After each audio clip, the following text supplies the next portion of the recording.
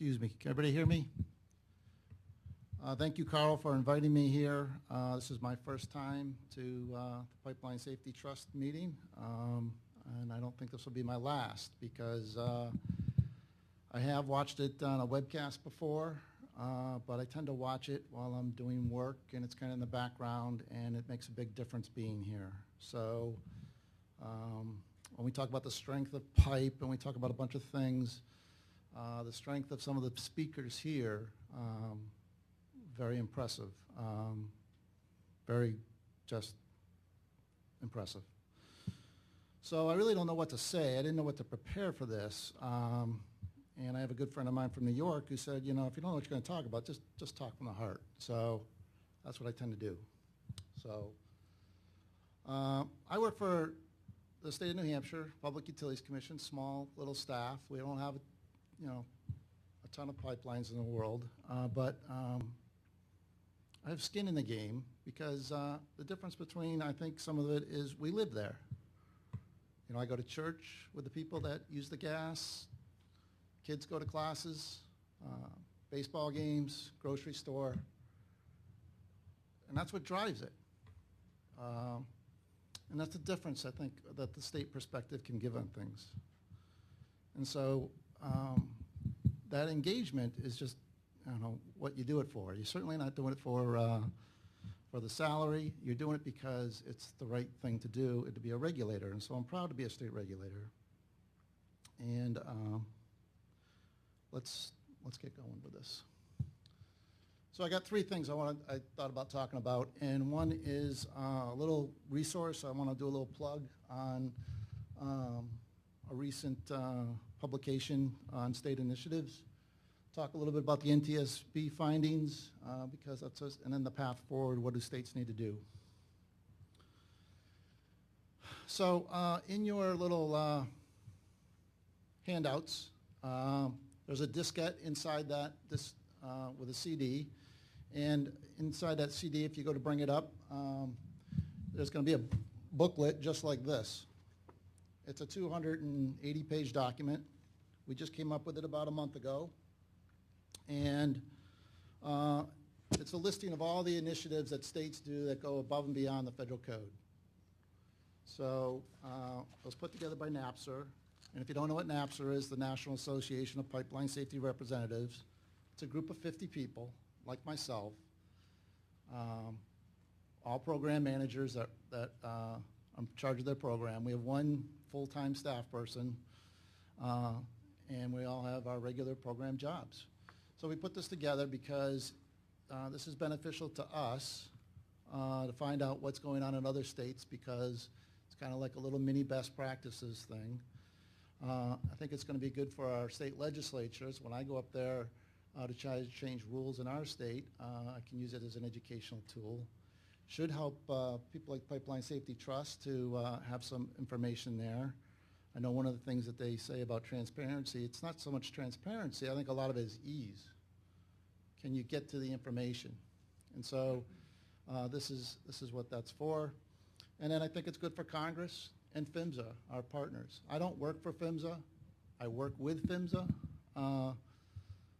And we both have the same goals for safety. So if you don't, if you lose your CD, if you spill coffee on it, like I already did on mine, you can go to the website, at the NAPSR website, which is www.napsr.org. Click on current issues. And there's three of these things. There's a 5-page version, whoops, for those people who want the abbreviated. There's the full report, and then there's a big spreadsheet, which is quite cumbersome, but it looks like this, and it's about 10 pages long. And what we tried to do was capture all the things that we thought certain states were doing above and beyond the code, the federal code, because they're applicable to their demographics and the geography around them. You can also get it at the NARUC website, and that's what I just held up. So I want to make people aware of that, use it as a resource, and I guess it's one more step towards transparency. There's a blow-up of it. And we listed all 50 state programs and try to capture what we can, and we're going to try to make this a continual resource that's updated. It's pretty much put together by myself at a kitchen table at night, on weekends, and calling. The process doing through is I learn about it. I learn what's going on in the state of Washington. I learn what's going on in the state of Kansas, Massachusetts, Texas, Michigan, California. That's going to help my state. It's going to help all the other states if we can share what we're doing and some of the good things that we're doing. I think a lot of times people jump to the conclusions that if you can't see it, you're not doing anything. So this compendium, we call it a compendium, fancy name for compilation, identified over 1,100 initiatives. We call them initiatives. Some of them are rules, some of them are commission orders, some of them are statutes in the state law, and we defined them in 22 categories. Some of them were simple modifications, some were modest changes, and some are full-blown programs that require replacement of aging and deteriorating pipelines. Of those 22 categories, 23% of our initiatives basically just turned into enhanced reporting. We asked the utilities, the operators, to give us more detailed data than what the federal government does. 13% are centered around design and installation, and 11% on leak testing and response to leaks. There's the 22 categories. Those in red are there. You can see we have things about valves, pressure testing, operating pressure, odorant, meter locations. These are all terms that we use in the industry that are written and codified, and this is some of the things that are listed there. So it might be a simple thing as enhanced record keeping. We've heard about record keeping as it cutting off inactive services when they're not being used. Anything to eliminate accidents. So some of the examples, I wanted to list them all. There was, and I just went through some last night. Maine requires operators to GPS pipeline components. So when a new main goes in the ground, GPS it, goes right into the records. Every valve, every T, anytime they're doing work and it's exposed. That's going to build this record base. That's not a requirement, it's a good idea. I'm going to try to implement it in our state. Georgia's implemented a cast iron replacement program for their largest operator. I think it's Atlantic Gas and Light. New Hampshire, we clearly define what an acceptable emergency response is. New York won't allow operators to downgrade leaks. Leaks are classified as to how hazardous they are. And so if you find a leak, they won't let you, say it's not as important. Virginia is requiring an operator to RFID new construction and repairs. And this is not an exhaustive list. I just started to list ones that, when I was going through it, stuck out to me. Oregon has a landslide protection program because they get so much rain. State of Washington has a requirement for cathodic protections every time you have an exposed pipe and they see a little damage.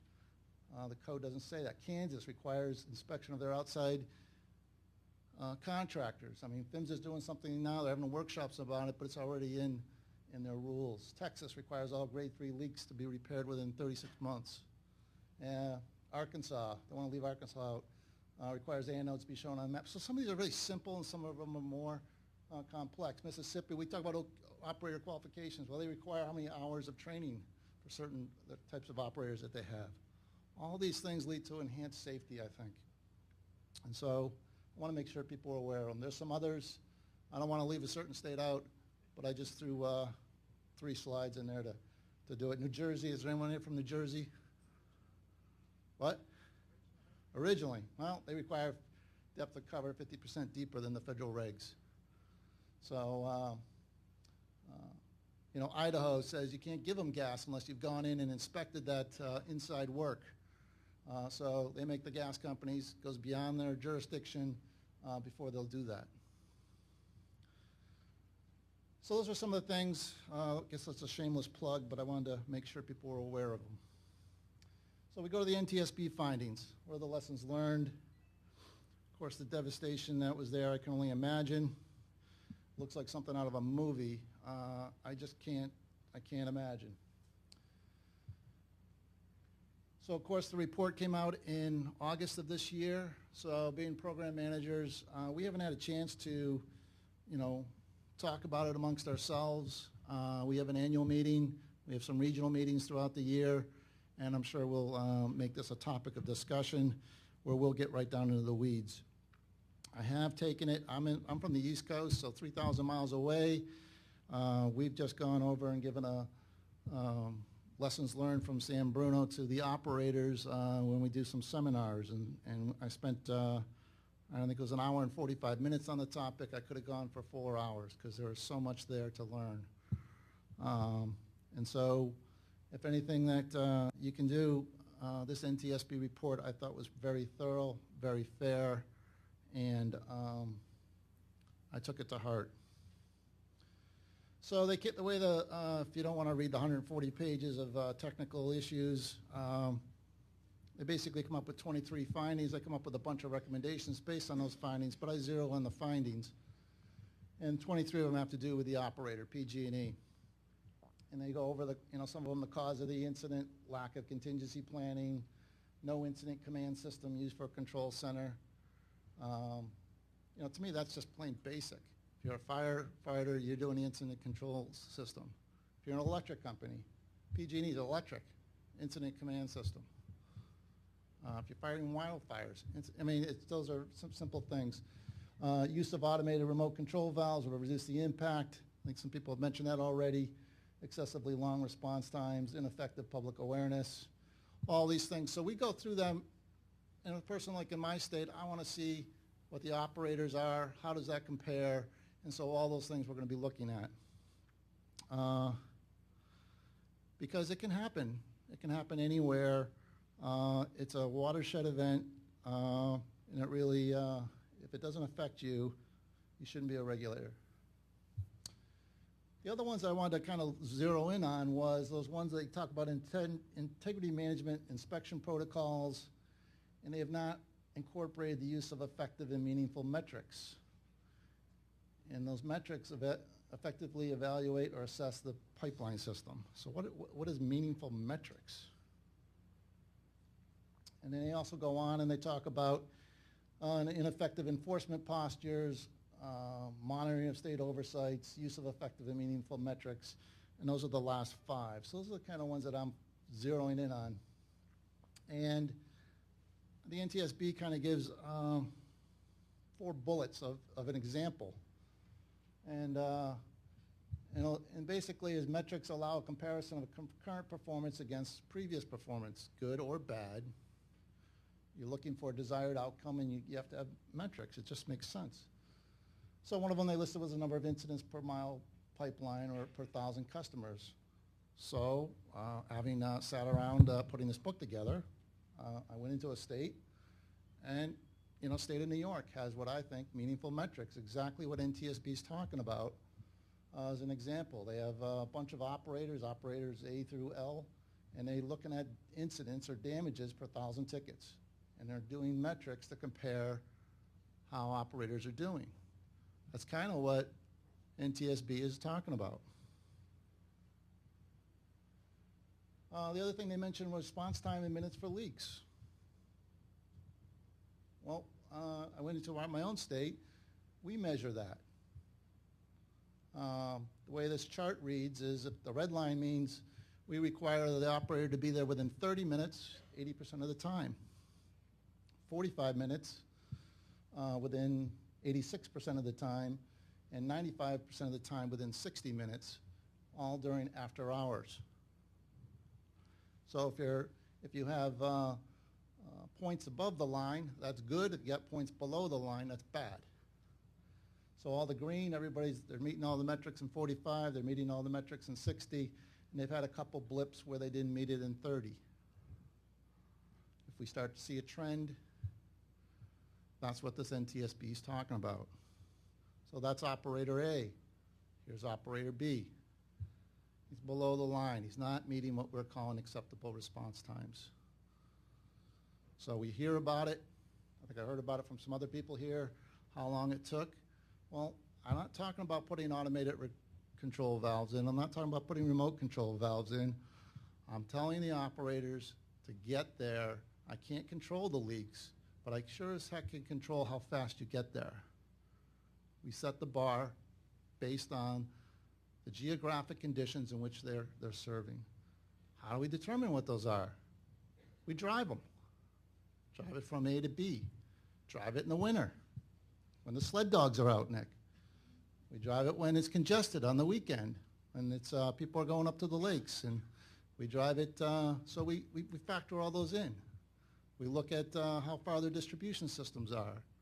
We look at, you know, is there going to be, what's impacted? Do you have a big interstate? How many railroads do you have to cross? Rivers, whatever. It just makes sense, and we come up with things that we think are doable and acceptable. That's the same thing as functioning as an automated and remote control valve. You couple that with sectionalizing towns, you've kind of met the same standard.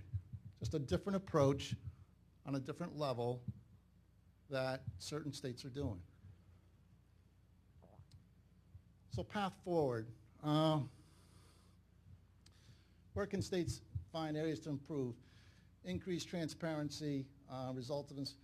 That slide that Carl Weimer had put up earlier, it's red, yellow, and mostly red, a couple greens. I think it's good. I mean, I think one of the things where we fall down is we get caught up in doing the work, and we don't do a very good job of making it easy and putting things out there on the web. I'll take responsibility of that for my own state. I really don't do that. I should. So we're going to take that recommendation that you've been pushing. I think that's an area where PHMSA does a really good job. There's virtually nothing now that you can't find on their website. They've taken every statistic, skinned it, every little program they have. It is thorough. You might have to navigate a little bit, but it's there. And we should, as states, do the same thing. And so I think I'm going to take that back to other states and preach that to them. Because I think in the end, I forget about the people that want to know. And I always think, well, if they want to know, just call. But, you know, they want it easily accessible. If they want to know at 11 p.m. and they want to search, fine. So I think I need to think about that. We need to consistently enforce existing rules. I'm a big fan of being consistent. I think if you set the tone for the operators and the utilities, they'll meet it. But you got to be consistent. You can't be all over the map. You have to be consistent. Continue pipeline replacement programs, I think, are very important. And you got to stay engaged with the commissioners and integrate safety regulation with economic regulation. I think we heard that a little bit from Vice Chair Hart. I think it's very important. You can't do one without the other. And so, there's a lot of replacement programs that are going on there. We participate in rate cases, even though I'm out in the field, we're doing inspections. It's just as important to be part of how fast someone can replace things, what's the appropriate rate of replacement.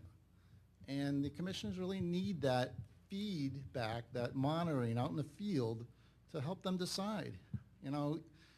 Utilities can come in with a bunch of numbers, but in the end, they want to hear our perspective. At least ours does. So I think it's important to engage them. Another thing that I am is I'm on the NARUC Pipeline Safety Subcommittee, and so when I talk about engagement, commissioners, if you don't know, come and go. 10 states that are elected, others that are appointed.